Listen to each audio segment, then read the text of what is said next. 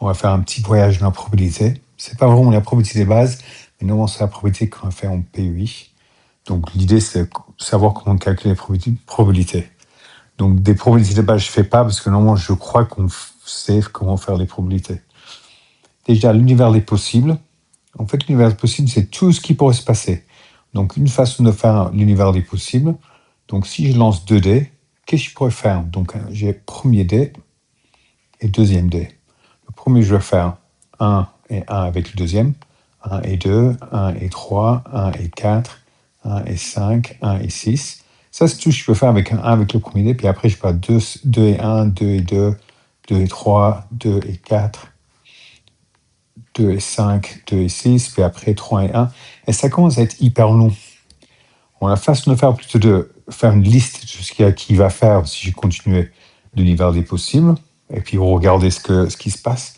C'est non de faire un petit tableau. Donc j'ai un tableau ici avec le premier dé et le deuxième dé. Et en fait, si je regarde le total, je ferai quand même ajouter les 2 dés et je mets le total ici. Donc le total, c'est là. Si j'ai un 1 et un 1, le total, c'est 2. Si j'ai 1 et 2, le total, c'est 3. Si j'ai 1 et le 3, le total, c'est 4. Donc, il faut trouver la probabilité que le total sera 12. Mais si je regarde, en fait, tout ce que je fais, je regarde tout ce qui est 12.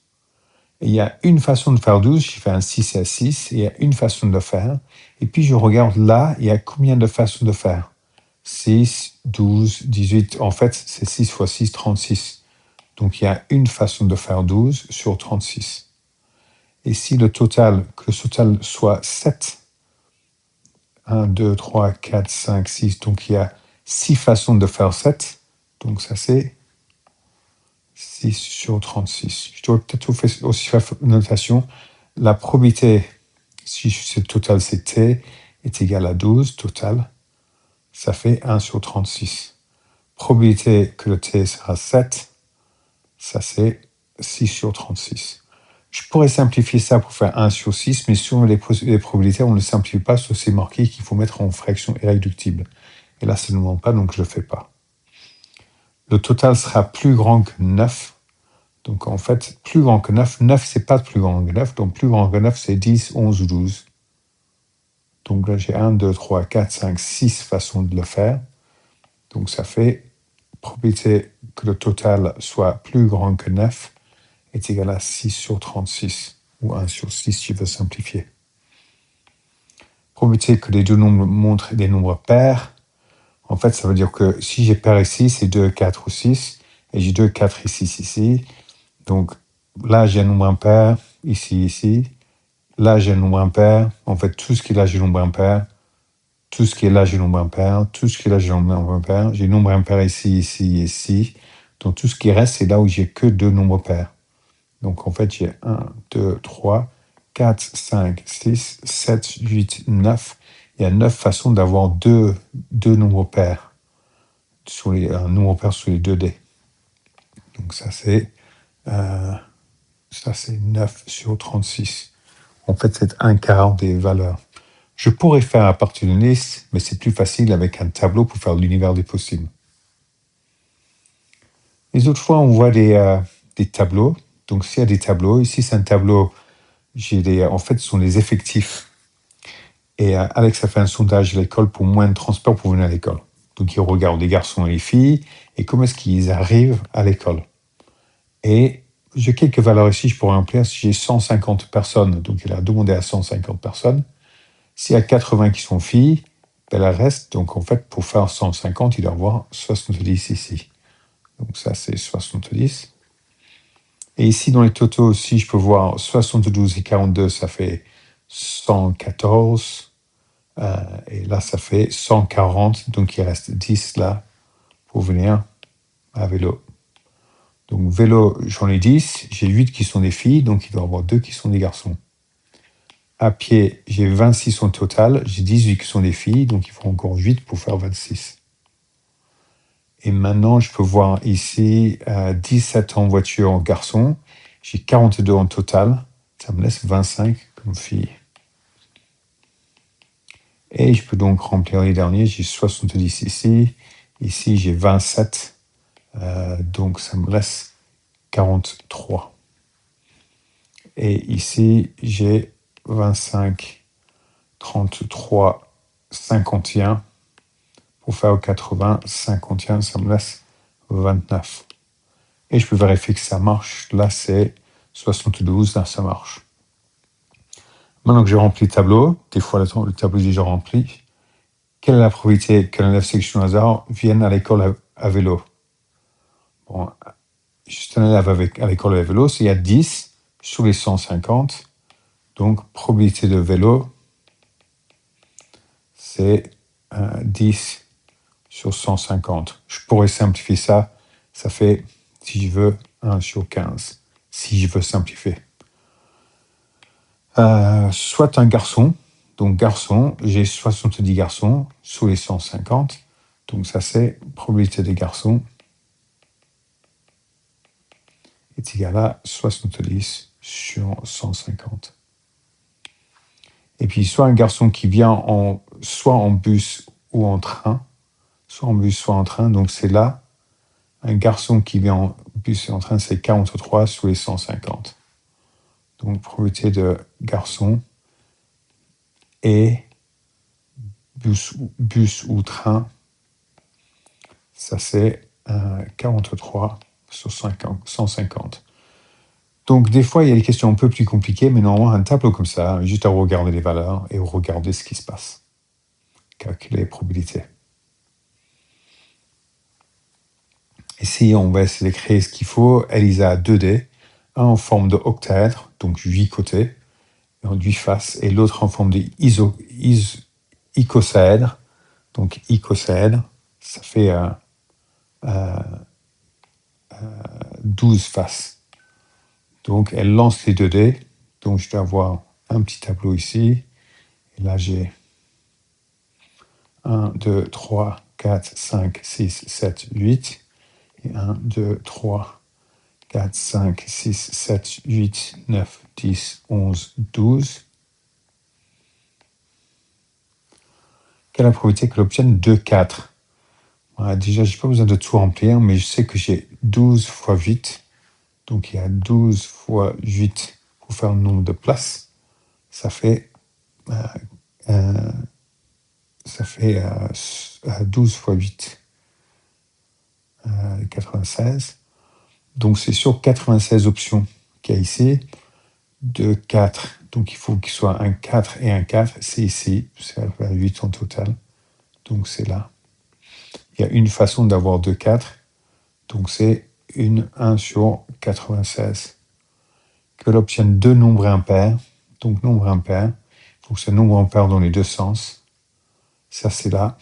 En fait, il faut que ce soit toutes les deux lignes. J'en ai 4. Donc, ça va faire, si j'y fais tout le long là, j'ai en fait 1, 2, 3, 4, 5, 6 lignes avec 4 dedans. Ça fait 24. Donc, c'est 24 sur 96. Et qu'elle obtienne deux nombres premiers. Donc, il y a 1, 2, 3, 5, 7. Il y a 4 nombres premiers là. J'ai 4 là. Et ici, j'ai 1, 2, 3, 5, 7, 11. Donc, j'ai 5 nombres là. Donc, j'aurai dans les 5, attends, 1, 2, 3, 5, 7, j'ai 5 là. 1, 2, 3, 5, 7. J'ai 6 là. Donc, c'est 5. J'aurai 5 fois 6 fait comme ça. Donc, c'est 30 sur 96. Donc, j'ai même pas à dessiner tout le tableau. Je peux regarder combien il y aurait dans le tableau. Ce qu'on pourrait ici voir, c'est que vu que les 2D, en fait, c'est indépendant, ce que fait un D n'a pas d'option sous l'autre. Pour avoir 2, 4, en fait, ici, c'est 1 sur 8, et là, c'est 1 sur 12. Et si je fais 1 sur 8 fois 1 sur 12, ça fait 1 sur 96. Donc, ça me donne le premier. C'est la probabilité d'avoir un 4. Ici, multiplie par la probabilité d'avoir un 4. Donc, c'est 1, 4 et 1, 4. Je multiplie. Qu'elle obtienne deux nombres impairs. Nombre d'impairs, c'est 1, 2, 3, 4. Donc ça fait 4 sur 8. Et dans l'autre, tu multiplies par 6 sur 12. Ça fait en fait 24 sur 96. Et que l'obtienne deux nombres premiers, en fait, sur le premier dé, il y a 1, 2, 3, 4, 5 nombres premiers, donc ça fait 5 sur 8. Et on multiplie par, ici j'ai 1, 2, 3, 5, 7, 11, j'ai 6, donc c'est 6 sur 12, ça fait 30 sur 96. Donc en fait, tant que 1 ne change pas ce qui se passe avec l'autre, donc si un dé tombe sur un 4, ça ne change rien de ce qui se passe avec le deuxième dé, je peux multiplier les probabilités.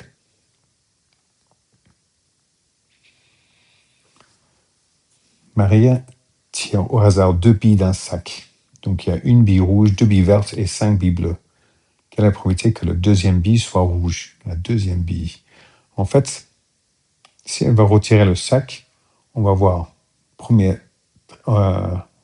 va faire rouge, verte et bleu. Ça, c'est les premières billes. En fait, il n'y a qu'une bille rouge. Donc, si je prends une bille rouge, maintenant, pour le deuxième, il ne reste plus de billes rouges. Donc, il n'y a que verte et bleu. Si elle prend une bille verte, il reste quand même rouge, verte et bleu. Et bleu, il y a rouge, verte et bleu. On va voir les probabilités parce qu'ici, en fait, je vois ce qui se passe. Première bille, deuxième bille. Première bille, alors si c'est rouge, il y a une bille rouge, il y a 8 billes. Donc c'est 1 sur 8. Pour trouver verte, c'est 2 sur 8. Et pour trouver bleu, c'est 5 sur 8. Si on regarde bien avec un arbre de probabilité, quand on part d'un endroit, les probabilités s'ajoutent toujours pour faire 1. 1 huitième plus 2 huitièmes, ça fait 3 huitièmes, plus 5 huitièmes, ça fait 8 huitièmes. 8 huitièmes, c'est bien 1. Donc ça s'ajoute pour faire 1, toujours d'un point. Si on a tiré une bille rouge, maintenant la bille rouge est partie, il reste 2 et 5, ça fait 7 billes. Donc probabilité d'avoir verte, il reste 2 billes vertes sur 7. Et il reste 5 billes bleues sur 7. Ici, je regarde bien à partir de ce point-là. 2 et 5, ça fait 7 sur 7, ça fait 1. Donc partir du même point, ça fait 1. Si j'ai tiré une bille verte, il reste une bille verte dans le sac pour le deuxième tirage maintenant, une bille rouge et 5 billes bleues. Donc il y a 7 billes, une bille rouge, une bille verte et 5 billes bleues. Et si je regarde bien, les 3 qui partent de là, ça fait 7 sur 7 qui fait 1. Et si j'y tire une bille bleue, maintenant il y a une bille rouge, 2 billes vertes et 4 billes bleues. Ça fait toujours 7 billes. Donc j'ai 1 sur 7 pour rouge, 2 sur 7 pour verte et 4 sur 7 pour bleu. Maintenant, pour trouver que la deuxième bille soit rouge, si je passe là, je n'ai pas d'option. Deuxième bille rouge, c'est là. Et deuxième bille rouge, c'est là. La probabilité que la deuxième bille soit rouge, il faut que je passe par les branches. Quand je passe le nom des branches, c'est premier truc, deuxième, je les multiplie. Donc ici, c'est 2 sur 8 fois 1 sur 7. Et quand on multiplie fraction, on multiplie le numérateur, 2 fois 1, c'est 2. Et on multiplie le numérateur, les dénominateurs, 7 fois 8, c'est 56. Donc là, c'est 2 sur 56. Et quand je regarde ici pour la deuxième bille rouge, 5 sur 8 fois 1 sur 7. 5 sur 8 fois 1 sur 7. 5 fois 1, ça fait 5. 7 fois 8, 56. Donc, la probabilité que deuxième est rouge est égale à 2 sur 56 plus 5 sur 56. Et si j'ajoute, heureusement que je n'ai pas simplifié ici, j'ai le même dénominateur, 2 plus 5, ça fait 7 sur 56. Je peux aussi faire sur la calculatrice qui est bien capable de faire des fractions. La probabilité que les deux billes soient la même couleur, si j'ai rouge en premier, je ne peux pas voir rouge en deuxième. Pas possible. Verte, c'est verte, ça c'est possible. Donc je vais calculer, c'est la même chose, 2 huitièmes, multiplié par 1 septième. 2 fois 1, ça fait 2, et 7 fois 8, ça fait 56. Et si je fais bleu ici. Est-ce que je peux avoir bleu encore là? Oui, c'est les deux là. C'est 5 huitièmes. Multiplié par 4 septièmes. 5 fois 4, 20. Sur 8 fois 7, 56. Donc les deux billes sont la même couleur. Même couleur. C'est en fait vert et vert, c'est 2 sur 56. Plus bleu et bleu, c'est 20 sur 56. Ça me fait même dénominateur, donc juste 2 plus 20, ce qui est 22 sur 56. Que l'on ne retire pas de billes rouges. Donc, si je tire là, ces billes rouges, je ne peux pas l'avoir. Et si je peux passer là et là, et là ou là, et si je passais là et là, et là ou là. Donc, il faut que je fasse soit des passages là, donc 2 fois 2 sur 8, multiplié par 5 sur 7, ça fait 10 sur 56. Et ici, j'ai 5 sur 8, multiplié par 2 sur 7, ça fait 10 sur 56. Pour éviter qu'il n'y ait pas de rouge du tout. Donc, en fait, c'est 2 sur 56 et 10 sur 56. Et après, ici, j'ai 10 sur 56 plus 20 sur 56.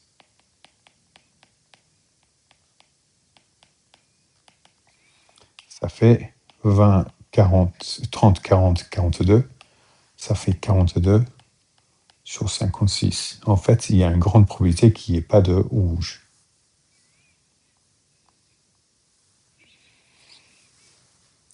Maintenant, on regarde les spectateurs autour de France. Donc, s'il pleut, la probabilité d'avoir plein de spectateurs est 0,4. S'il ne pleut pas, la probabilité d'avoir plein de spectateurs est 0,9. Donc, la probabilité qui est presque 1, ça veut dire beaucoup plus de chances d'avoir plein de monde s'il ne pleut pas que s'il pleut. La prévision donne 0,75% de chance de pluie. Créer un arbre de probabilité pour le montrer. Arbre de probabilité, pas de problème. Déjà, qu'est-ce qu'il faut savoir faire? D'abord, est-ce qu'il pleut? Donc, pleut. Ou est-ce qu'il ne pleut pas? Parce que s'il pleut, je sais s'il y aura beaucoup de spectateurs ou pas. La prévision dit qu'il y a 0,75% de chance de pluie. Donc là, c'est 0,75. Je sais que les deux branches qui viennent au même endroit devraient s'ajouter à 1. 0,75 plus, ici, ça va être 0,25. Donc s'il y a 3 quarts, ça c'est 3 quarts de chance de pluie, 1 quart de chance qu'il ne pleut pas. Après, s'il pleut, on voit beaucoup de spectateurs ou pas beaucoup de spectateurs. Même chose, s'il ne pleut pas, beaucoup de spectateurs ou pas beaucoup de spectateurs. On va voir. S'il pleut, probabilité d'avoir plein de spectateurs est 0,4. Donc, plein de spectateurs, ça, c'est 0,4. Je sais que si ça, c'est une probabilité, là, les deux s'ajoutent à 1, 0,4, il me faut 0,6 pour faire 1. Et après, ici, j'ai plein de spectateurs s'il ne pleut pas. Donc, il ne pleut pas. Plein de spectateurs, là, c'est 0,9. Et ici, donc, c'est 0,1. J'ai bien créé l'arbre de probabilité pour le montrer. Quelle est la probabilité qu'il pleuve et qu'il y ait beaucoup de spectateurs? Donc, qu'il pleuve et qu'il y ait beaucoup de spectateurs, c'est là. Donc, ça, c'est 0,75 fois 0,4. Ça fait 0,6. Non, c'est pas 0,6. Qu'est-ce que je dis? N'importe quoi. Ça fait 0,3. Donc la probabilité qu'il pleuve, et une façon aussi de montrer que deux choses passent. Qu'il pleuve, donc la probabilité qu'il pleuve, et on fait un truc comme ça veut dire et, qui est plein de spectateurs. Donc ça veut dire et. On a aussi ce symbole-là qui veut dire ou. Donc en fait, qu'il pleuve, il y a beaucoup de spectateurs, que les deux se passent, donc c'est et, c'est donc 0,3. C'est le seul moyen d'avoir pluie et beaucoup de spectateurs. Qu'il y ait beaucoup de spectateurs, en fait, il faut que je termine avec beaucoup de spectateurs qui pourraient être là et là. Déjà fait ici, il faut que je calcule ici. Donc là, c'est 0,25 multiplié par 0,9 qui me fait 0,225. Donc on a les deux façons. Quand je fais en vertical, j'ajoute. Donc là, je vais ajouter, comme j'avais fait ici, pour faire les 1 chaque fois. Et en fait, si j'ajoute les 4 probabilités là, j'aurai 1. Mais j'ai que les deux. Donc, probabilité qui ait beaucoup de spectateurs, c'est 0,3 plus 0,225, ce qui fait 0,525.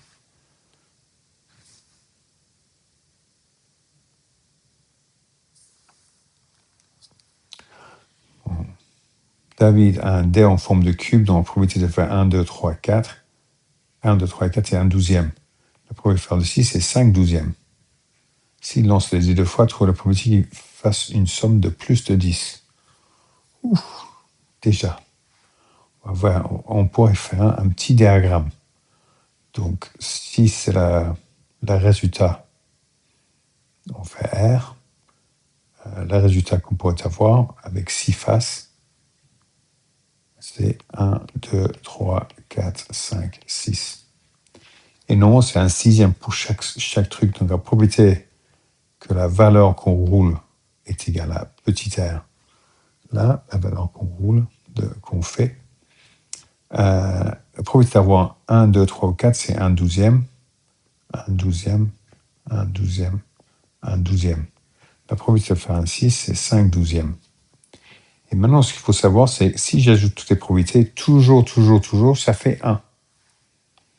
Donc là, si j'ajoute les nombres qui sont là,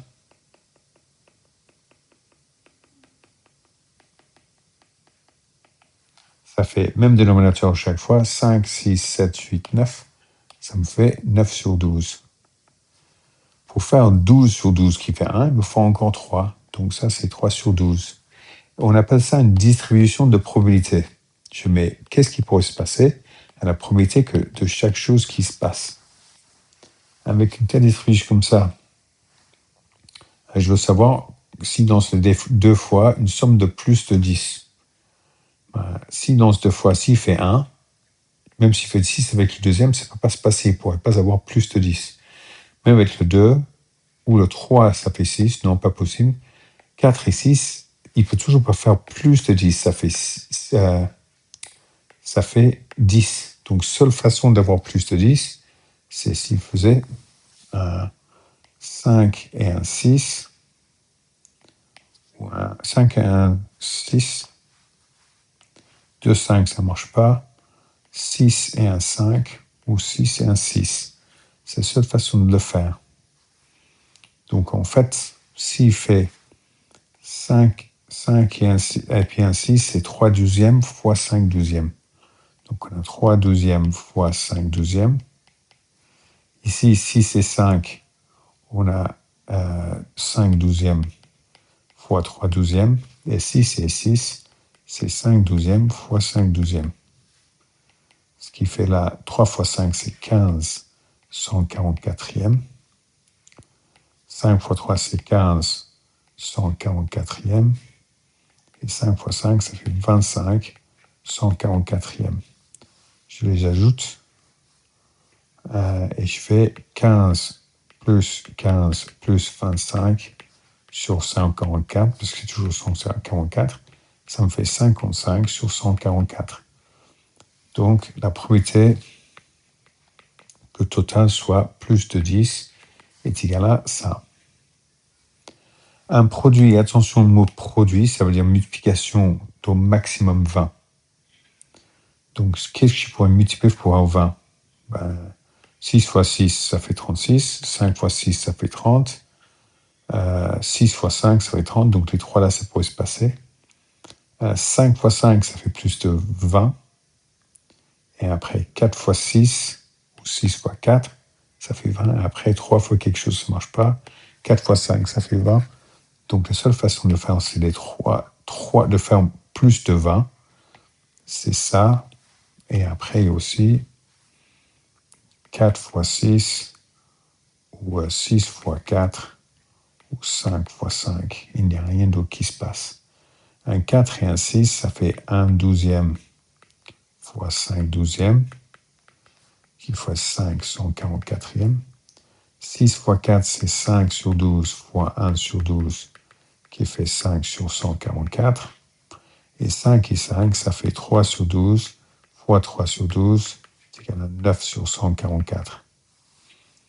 Donc en fait, si il pourrait avoir tout cela, que j'ai déjà ajouté, plus cela, ça fait qu'on ferait probabilité que le produit soit plus petit ou égal à 20. J'ai déjà calculé, j'ai 5 sur 144, plus 5 sur 144, plus 9 sur 144, plus 55 sur 144. Ça fait 74 sur 144. Si on vous laisse un peu de place. Ça, c'est ce qui se passe pour avoir plus de 20. Mais je ne veux pas plus de 20, donc c'est tout le reste qui pourrait se passer. Vu que le total de tout ce qui pourrait se passer ici, c'est 1. Si je fais 1 moins tout ça, ça me donne, ça c'est la probabilité qu'il y ait plus de 20. Maintenant, c'est la probabilité qu'il n'y ait pas plus de 20. Donc un maximum 20. Donc c'est 1 moins ça. Je pourrais faire la calculatrice, mais en fait, 1 c'est 144 sur 144, moins 74 sur 144.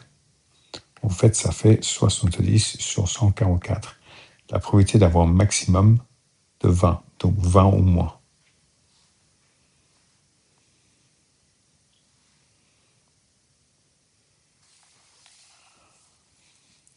Maintenant, un centre de vacances. Ici, ils vont voir une autre technique de voir les probabilités. Il y a 100 personnes dans le centre de vacances. Il y a du ski nautique, du tennis, la voile. Ouais, voile ou tennis. Et en fait, on a un nombre qui font plein de sports là. Et représenter ces données sur un diagramme de Venn. Un diagramme de Venn, il faut un cercle pour chaque option. Un cercle pour ski nautique, un cercle pour la voile, un cercle pour tennis. On va essayer de dessiner cela. Donc 3 cercles. Et il y a la possibilité que les gens ils font plus d'un sport. Et il y a tout ce qui se passe, il y a tout le monde qui est dans le rectangle. Donc ça, le rectangle, c'est l'univers des possibles, je vous mets un U. À l'intérieur, je peux faire ski nautique, tennis et voile. Donc ce cercle-là, c'est tout le monde qui fait du ski nautique. Ce cercle-là, c'est tout le monde qui fait du tennis. Et ce cercle-là, c'est tout le monde qui fait de la voile. Déjà, 7 font les 3 sports. On commence au milieu normalement. Donc en fait, pour faire les 3 sports, il faut être dans ce cercle-là et ce cercle-là et ce cercle-là. Donc en fait, on va être au milieu. Donc ça, c'est 7. Après, on sait que 15 font du ski nautique et du tennis. Donc ski nautique et tennis. Donc là, ici, où ils font les deux, on va voir 15. J'ai déjà 7 là qui font du ski nautique et du tennis. Parce que c'est pas moi qui 15 font du ski nautique et tennis, mais pas la voile. Juste qu'ils font du ski nautique et tennis. Donc si j'ai déjà 7, j'ai besoin de faire 15. Donc il me faut 8 là, puisque 8 plus 7, ça fait 15. 7 font du ski nautique et de la voile. Ski nautique et de la voile. Et si je regarde, j'ai déjà 7. Donc là, il y a un 0. Et après, j'ai 13 font de la voile et du tennis. Voile et tennis. Donc ici, dedans, je dois avoir 13. Si j'ai 13 ici et j'ai déjà 7, il me faut 6 de plus là pour faire les 13. 35 font du ski nautique. Donc j'ai 35 qui font du ski nautique. J'ai déjà 15 là. 15 plus 20, ça fait 35. Donc je dois avoir 20 là. 21 font du tennis. Donc tennis ici, j'ai déjà 8 et 7, ça fait 15. Plus 6, ça fait 21. Donc j'ai plus rien. J'ai déjà les 21 là-dedans. Et ici, qui font de la voile, 70 font la voile. J'ai déjà 6 et 7, c'est 13. Plus 0, c'est toujours 13. faut que je fasse 70, donc il y a 57 là qui font de la voile. Et qu'est-ce que je sais? Je sais qu'il y a 100 personnes au total. Bon, déjà, je sais, là, il y a 70, parce que c'est marqué qu'il y a 70 dans le cercle à voile, donc si j'ajoute, ça fait 70. Plus 20, ça fait 90, plus 8, 98. Donc en fait, j'ai 100 moins 98 égale à 2. Donc j'ai 2 à l'extérieur qui font ni du ski nautique, ni du tennis, ni de la voile. Donc là maintenant, j'ai créé un diagramme de veine. Quelle est la probabilité que quelqu'un choisi au hasard ne fasse que du ski nautique? Mais que du ski nautique, c'est là-dedans. Là, c'est ski nautique avec autre chose, donc que du ski nautique, c'est 20. Donc ça, c'est 20 sur 100, parce qu'il y a 100 personnes au total. Je pourrais simplifier en 2 sur 10 ou même 1 sur 5, mais en fait, 20 sur 100, ça me va. Ne pratique aucun de ces 3 sports, c'est les 2 qui sont à l'extérieur. Donc 2 sur 100. Et ne fasse qu'un de ces 3 sports. Donc s'ils font qu'un, c'est ces gens-là et là qui font qu'un. Donc c'est 20 plus 57 sur 100, ce qui fait 77 sur 100. Donc plus de 3 quarts ne font qu'un de ces sports. Donc on peut créer des diagrammes de veine. Souvent, il n'y a que 2 cercles. Des fois, il y en a 3. Et des fois, il y a personne dans les cercles-là. Donc il y a personne qui joue au tennis, mais qui fait rien d'autre. Donc on peut en devenir quelque chose une fois qu'on a rempli le diagramme de veine, puis il faut faire des probabilités. Diagramme de veine, on peut mettre soit les effectifs ici dedans, ce qu'on a fait ici, le nombre de personnes, c'est pas des effectifs, ou je peux mettre probabilité. Donc j'ai l'option de mettre ça, parce qu'il y a 100 personnes, je mets ça sur 100. Et en fait, là, j'ai les probabilités dans un diagramme de veine. Et les probabilités, ça marche aussi bien. Je peux les ajouter et faire ce que je veux, donc c'est bon. Donc soit les probabilités, soit les effectifs.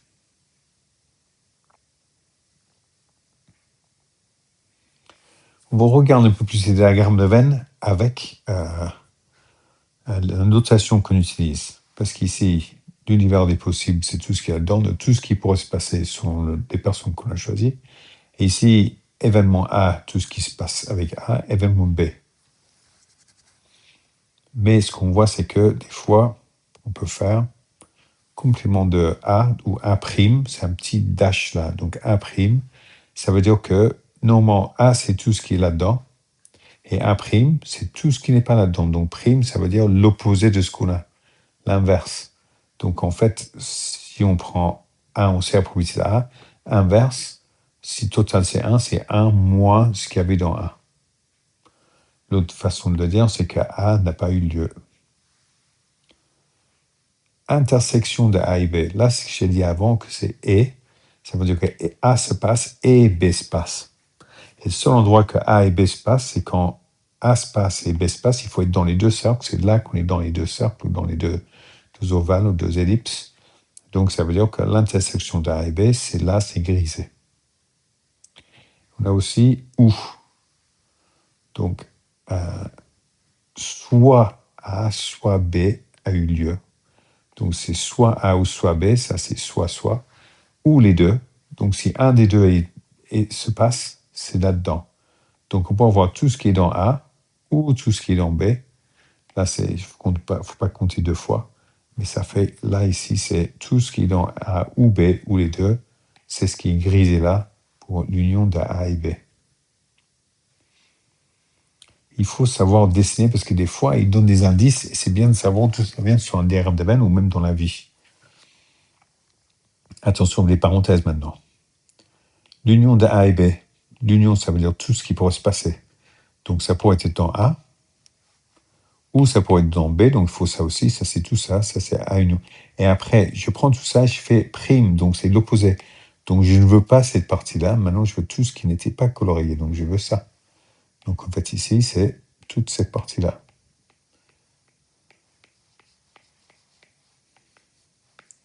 Ça, c'est l'union de A et B de tout au prime.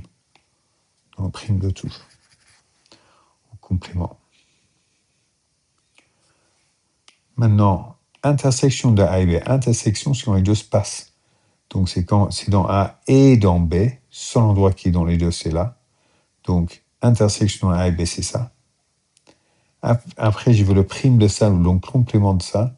C'est tout ce qui n'est pas là-dedans. Donc, en fait, c'est tout ce qui est ici.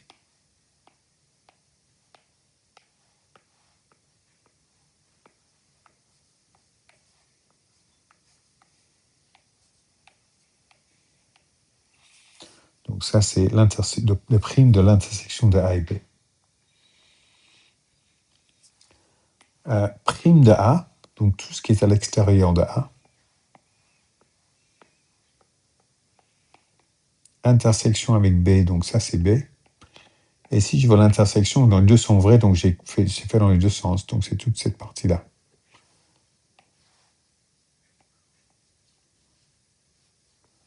Je vais essayer de les faire avant que je le montre. Mettez en pause pour voir. Si je fais l'union de A et B', je vais faire ce même diagramme. Donc, j'enlève tout ça. Déjà, B', c'est tout ce qui n'est pas dans B.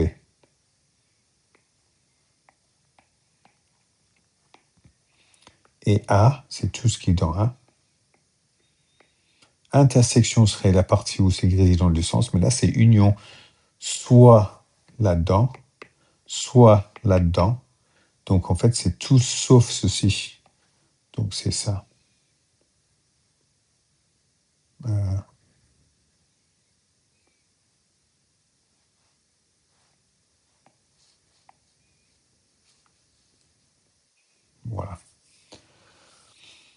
Donc, ça, c'est celui-là.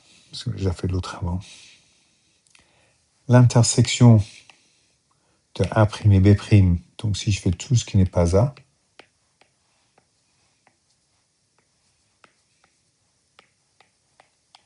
et tout ce qui n'est pas B, mince, faut que je fasse tout ce qui n'est pas A, et tout ce qui n'est pas B, donc c'est dans ce sens-là.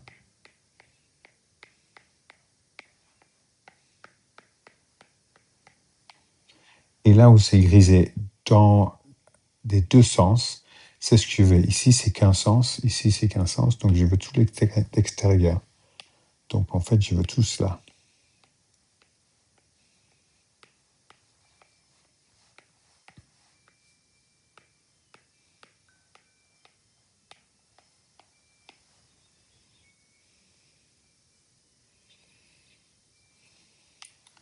L'union de A et B'. A